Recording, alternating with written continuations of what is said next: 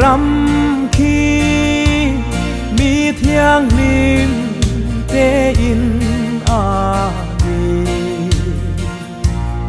anh đi thế na trên về tu rin khô bèl thil te chu bay la khô bèl đi aral hun ni na kina ain lua ma mi thiam him te lên ram ma và na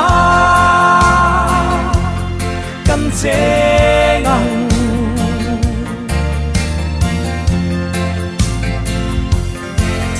tua nín lúa râu bụi ta ca lên tới sông chung khát ăn ni chu in lúa mà trên về tu rin chỉ tin năm tin ăn số mà khô bèl đi aral hun đi na kina ain lua ma mi thiam him te lên ram ma và na căn chế ngang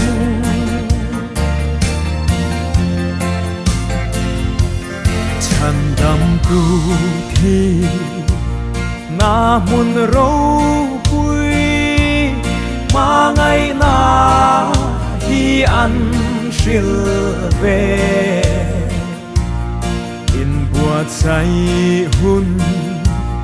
a kim chung in a mà ngày na chu ring la khô bèl đi aral hun đi na kina ain lua ma mi thiang lim te lên ram ma và na căn chế ngang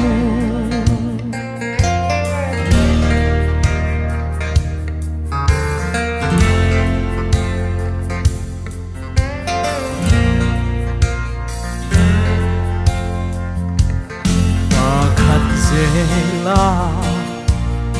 an kalbo vin an kiam thuyền chung có tin re lung du rong rong cha tuan hun na kim lệ ni a om a ngem khô bèl ni aral hun ni na kina ain lua ma